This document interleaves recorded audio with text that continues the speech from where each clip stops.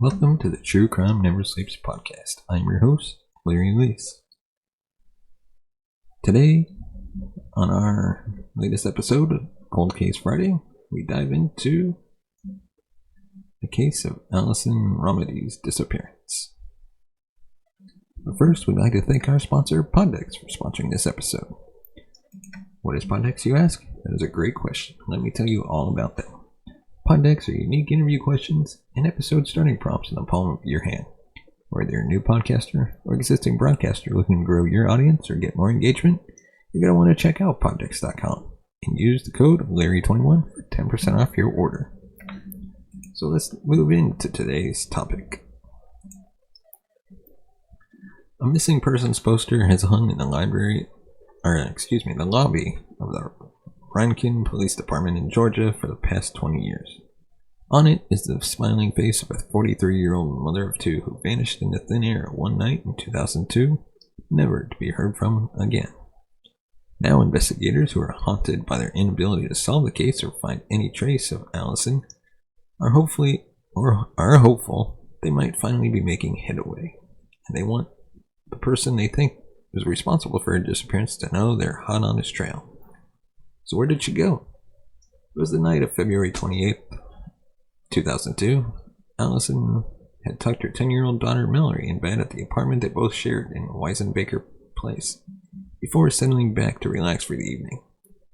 A short time afterwards, at around 9 p.m., Mallory snuck downstairs to get a drink of water and saw her mother watching television in the living room before she returned to her bedroom.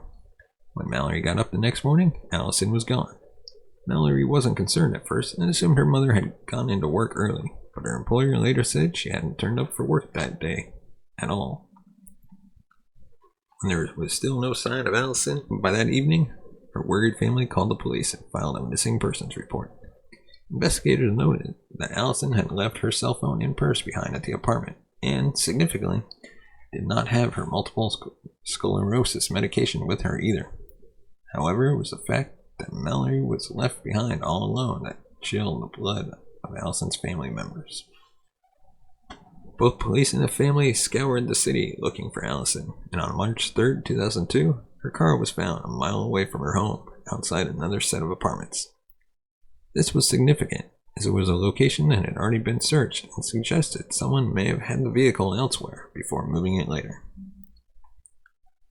Weeks passed with no sign of Allyson, but then another tragedy struck that had her family even more certain she was no longer able to return to them. Her adult son was killed in a car accident.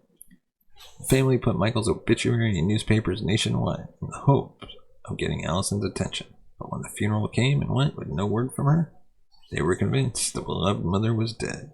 Nonetheless, detectives assigned to the case continued to work tirelessly to solve the mystery of what happened to her. They even brought in a psychic, renowned for their success at helping police to find bodies, which took them all the way to South Carolina and focused in on an area called Sand Hill. Unfortunately, this approach failed to garner any solid leads. In 2005, there was renewed hope that Allyson's final resting place had been located when a hunter stumbled upon some human remains in Chatham County. Although the decomposed body was sent to Georgia Bureau of Investigation's lab in Atlanta, it proved not to be Allyson's. Today, following the 20-year anniversary of her vanishing, investigators involved in the case continue to suspect foul play in the disappearance, as does Allyson's family. In fact, her mother, Becky Beckton, told local news station prior to her own recent death that she thinks the suspect has been hiding in plain sight all this time. Interestingly, though, it might be understandable for the family to assume the case is well and truly cold after 2 decades. Investigators have suggested they could be close to catching a break and solving the mystery of what happened to Allyson. County Police Detective Lee Chadwick told the news station he recently became privy to some new information that may provide answers they have been looking for. In a separate interview with the Effingham Herald, Detective Chadwick offered a thinly veiled last chance for the person he believes they are looking for to get in touch with the police, saying, "The person that I'm looking at needs to understand that you've had 20 years to make it right, and you didn't do it. There may be a reasonable explanation that you have, and I'd like to hear it, but my main focus is justice for the family. They deserve it." There is a reward in this case if anyone who believes they may have information about Allyson's disappearance is invited to call the Georgia Bureau of Investigation at 912-971-1121 or the Rincon Police at 912-826-5200. And also contact Crime Stoppers at 912-234-2020. Given the determination of investigators, perhaps this is one long-standing mystery that could soon be solved, finally giving the family a chance to learn how and why Allyson disappeared from the apartment that night back in 2002.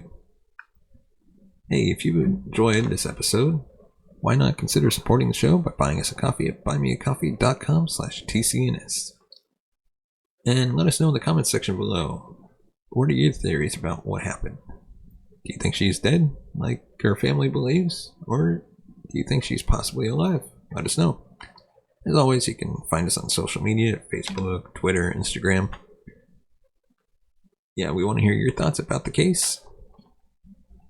And as always, thank you so much for watching and listening. We'll see you next time.